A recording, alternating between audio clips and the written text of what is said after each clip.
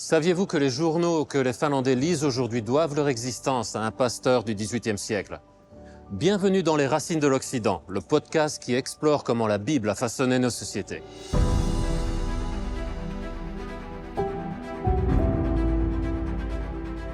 Bienvenue à Helsinki, la capitale de la Finlande. Cette ville est connue pour son architecture moderne qui est typique de l'esprit minimaliste nordique. Le bâtiment dans lequel je me trouve est l'un d'entre eux. Son nom est Sanoma Talo. Sanoma signifie message, tandis que Talo signifie maison. Nous sommes donc dans ce qui est la maison de la presse finlandaise. Helsingin Sanomat, Ilta-Sanomat, voici deux des journaux les plus lus en Finlande aujourd'hui. Et ces deux journaux ont leurs quartiers généraux justement ici dans la Sanoma Talo. Alors bien que les Finlandais lisent encore beaucoup les journaux aujourd'hui, très peu d'entre eux savent que leur origine est liée à un pasteur du XVIIIe siècle, un pasteur qui est pratiquement oublié de nos jours. Son nom était Anders Liselius.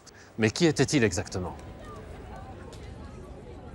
Anders Liselius est né le 12 octobre 1708 à Turva, un petit village non loin de Turku. Il était le septième fils d'une famille paysanne et il a grandi dans une époque marquée par l'occupation russe. Mais malgré ce contexte difficile et ses origines modestes, il a quand même réussi à étudier à l'Académie royale de Turku, la seule université du pays à l'époque, où il est reconnu comme un étudiant brillant. Plus tard, il est ordonné pasteur de l'église luthérienne. Il a d'abord servi à Pöytyä et puis à Munamäki, deux villages de sa région natale.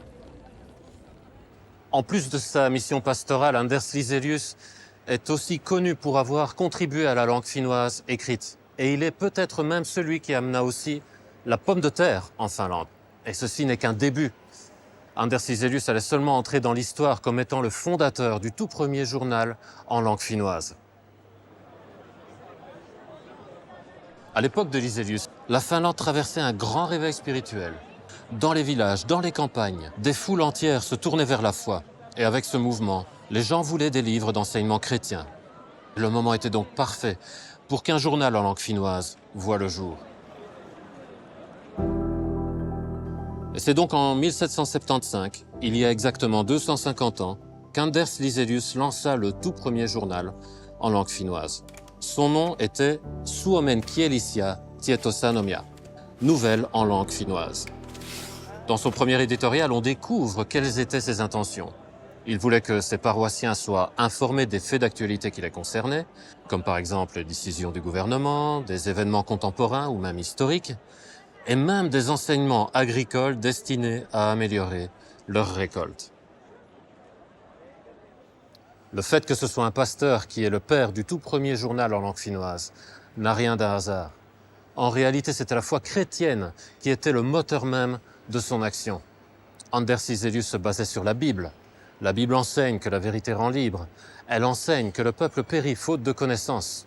Pour Liselius, transmettre cette connaissance était fondamental, car elle améliorait la vie de ses concitoyens et leur transmettait la liberté. Alors Anders Liselius n'était pas un cas isolé. En réalité, il était le produit de la culture protestante qui régnait en Finlande à l'époque. Un des objectifs centraux de la réforme était que chacun devait pouvoir lire et écrire afin de comprendre la Bible dans sa langue natale. Et c'est cela qui posa les fondements de l'éducation pour tous en Finlande.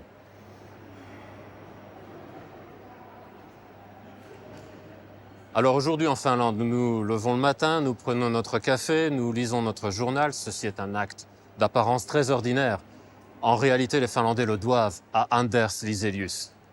Alors d'une manière générale, si nous pouvons lire, si nous pouvons écrire, si nous pouvons nous informer aujourd'hui, ceci est l'héritage de l'impact de la parole de Dieu dans nos sociétés. Le message de la Bible est porteur de progrès, il est basé sur la bonté de Dieu et toute la société en profite encore aujourd'hui. Et ce monde a besoin d'hommes et de femmes qui s'appuient sur cette vision du monde, comme l'avait fait Anders Liselius. La clé est dans nos mains. À chaque fois que nous nous appuyons sur cette vision du monde, nous pouvons jouer un rôle transformateur dans cette société, aussi bien dans le journalisme que dans toutes les autres sphères de la société. Je suis Cédric Placentino. À la prochaine fois ailleurs, à la recherche des racines de l'Occident.